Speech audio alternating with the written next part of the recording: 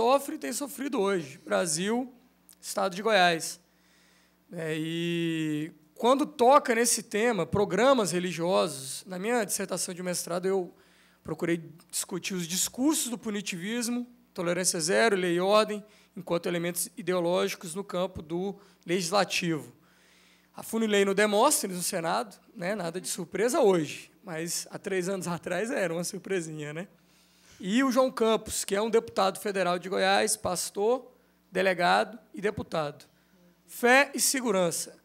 Fui estudar um pouquinho além disso. Além de sofrer na pele, desde 2006, o que é uma discriminação religiosa, uma intolerância religiosa, né, no Estado de Goiás, e aí, desde os cultos publicizados, a perseguição da extensão, enquanto espaço público, como disse Felipe, desse elemento do culto, é totalmente criminalizado e estigmatizado em todas as suas tentativas, né? E em Goiás está acontecendo uma coisa que dá um ponto a mais disso, uma união entre, especialmente, os neopentecostais e a polícia militar. Então, isso facilita de uma forma incrível, enquanto um vetor de criminalização dessa perspectiva, né, dessa escolha religiosa, né? Então, eu acho que é um tema. Eu vou passar a colocar no meu currículo também, além do advogado, do professor, Ogan, do Ilê, Axé, Fara e Morá, né, como músico, porque eu acho que a gente está... Eu quero prenunciar, mas eu imagino que essa intolerância ela vai aumentar. Os meus estudos no mestrado me mostram como que a FPE, a Frente Parlamentar Evangélica, aumentou e potencializou, dentro de uma pauta moralista, dentro de uma pauta punitivista, as suas ações. O João Campos, e não só ele, outros pelo Brasil afora, têm dito que a única solução para a criminalidade urbana e violência urbana no Brasil é o elemento religioso. Então, a moral dessa religião, né? E isso tem tudo a ver com esse tema que a gente está tratando, né? Porque esse tom de moralismo, eu queria... E aí foi uma felicidade muito grande que a mesa teve, que a secretaria teve, de escolher, né, Felipe e Bia, porque as falas, sem te combinar nada, dialogaram e se articularam muito bem. Então, quando a gente fala que o punitivismo não é advento do neoliberalismo, mas o neoliberalismo potencializou e não vive sem o punitivismo, nós nunca prendemos tanto como nós prendemos hoje, e o sistema nunca ganhou tanto com essas prisões. A polícia, em nome da lei, em nome da ordem, em nome da legalidade, nunca matou tanto oficialmente. E isso não está resolvendo o problema da criminalidade urbana. Eu acho que o principal ponto para a gente discutir é acabar com esse consenso, que era o que o Demóstenes falava, que punir é democrático. Punir não é e nunca foi democrático. Esse consenso tem que acabar, o consenso do punitivismo no Brasil. Todas as perguntas, todas as questões, todas as falas tocaram nisso. Esse consenso, a gente precisa de exterminar ele, discutir ele, trazer ele à tona. Nós temos uma sociedade altamente punitivista. O que o neoliberalismo fez foi só aprender a ganhar dinheiro com isso. Está arraigado dentro do governo, também concordo, desenvolvimentista, que rompe com a lógica da ideologia neoliberal, da naturalização do neoliberalismo, apesar ainda de ter limites na pauta econômica, né, governo Lula, Dilma, mas continua punindo, continua criminalizando a pobreza e continua criminalizando os movimentos sociais. O Brasil é 8 vezes campeão de linchamento, gente. Nós temos uma sociedade extremamente punitivista. Nós reproduzimos isso em nossas práticas, na educação dos nossos filhos, na forma de lidar com os problemas cotidianos. Nós tivemos no escritório 2 computadores furtados por 3 menores que estavam fazendo um curso do semi-aberto no Sinase dentro do escritório. Podíamos ter chamado a polícia. Tivemos que fazer uma discussão interna dentro do escritório, né? Se chamava, se não chamava, o que fazia, depois que descobrimos, né? Conseguimos recuperar os computadores, sentamos com os 2 menores e dialogamos o porquê daquilo. Mas podíamos ter feito uma escolha punitivista também, chamar a PM, chamar a Polícia Civil para resolver os nossos problemas. Hoje, questão de educacional em escola virou problema de polícia. O professor tem um problema com o aluno na universidade, ensino fundamental, chama a polícia, não é mais o conselho. Nós temos que romper esse consenso do punitivismo. Acho que é o primeiro passo, e isso é com políticas públicas. Na pauta da criminalização, o Brasil precisa de produzir novos tipos penais. Para parar a criminalização de movimento, a gente precisa de produzir novos tipos penais para a criminalização primária. Precisamos de acabar, finalizar ou diminuir o vetor de produção de leis penais, é sempre novos tipos. E aí entra o que Felipe e Bia estavam falando aqui de forma implícita. Eu vou falar de forma direta. Nós precisamos, e aí sim, de nos policiar contra o esquerdismo punitivista.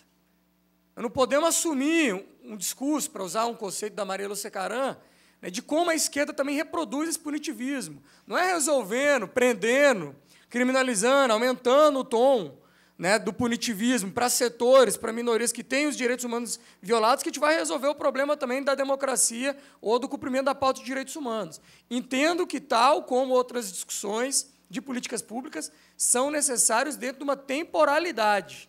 Não podemos ficar refém de um punitivismo. Não vai resolver o problema da homofobia no Brasil criminalizar os homofóbicos.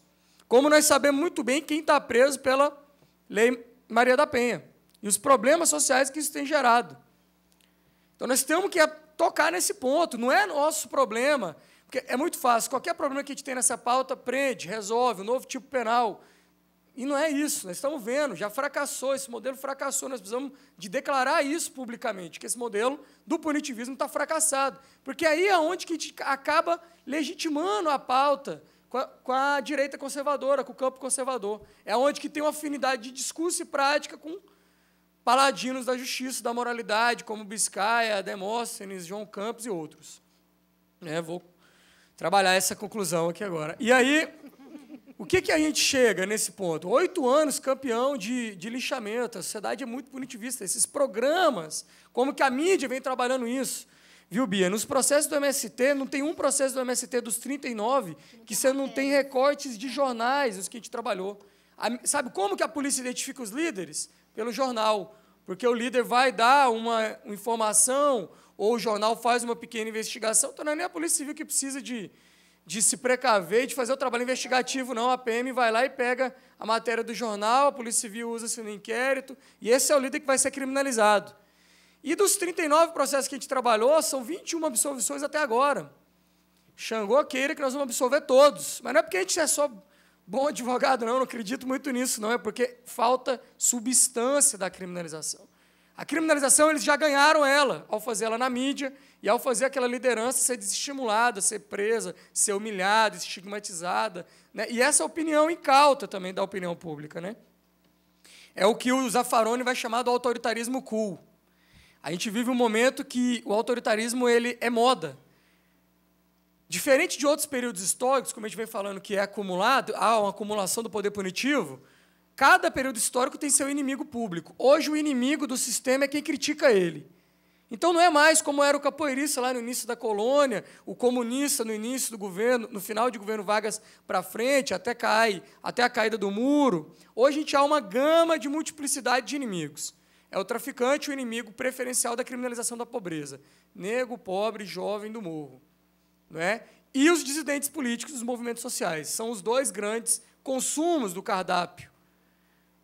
Agora, hoje, quem criticou, como nós estamos criticando aqui, eu sofro processo dentro da OAB, por criticar e fazer essa discussão dentro do judiciário, por advogar para pobre, sem teto, sem terra. Não pode, está errado. Não tem como ser assim. Esse povo não pode ter direito, ter acesso a essa pauta de direitos humanos.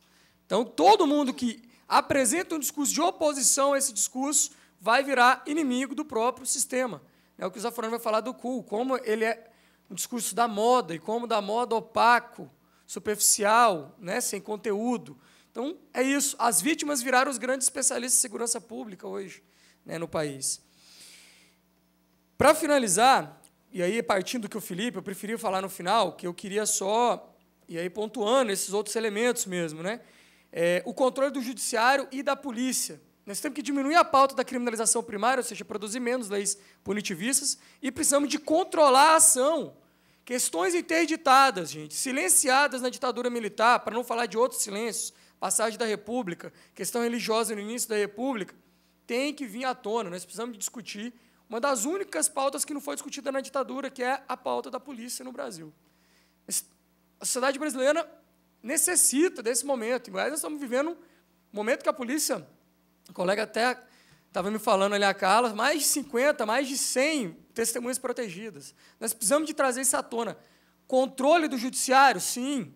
O judiciário precisa. Por que todos os poderes podem ser controlados e o judiciário não? Por que outros poderes podem ser controlados e a polícia não pode? Então, precisamos de controlar o que a gente chama da criminalização secundária e com participação do povo, da sociedade. Se não for dentro desses moldes, vamos fracassar de novo. E aí corroboram. Como diria Guimarães Rosa, Grandes Sertões Vereda, vamos dando batalha, não é? Cada dia dando batalha. Acho que essa é a meta, acho que essa é a nossa prioridade. Obrigado. Bom almoço. A gente agora encerra mais esse momento, um momento extremamente importante. Agradecer muito a participação na mesa, né, e no plenário. Foram muitas as contribuições extremamente importantes para o debate, principalmente porque, para a gente enfrentar o tema da criminalização dos movimentos sociais na sociedade, a gente viu que a gente tem o grande desafio de enfrentar a institucionalização da criminalização no Estado, no judiciário, na mídia, nas escolas, né, nos espaços onde nós intervimos cotidianamente. Então, agradecer mais uma vez a participação de todos e como que a gente pode, daqui para frente, pensar passos no nosso cotidiano também para enfrentar esse tema. Lembrar, mais uma vez, que dia 21 a gente tem mais um encontro aqui e que a gente tem a avaliação lá fora. Quem puder, por favor, contribuir. Obrigada.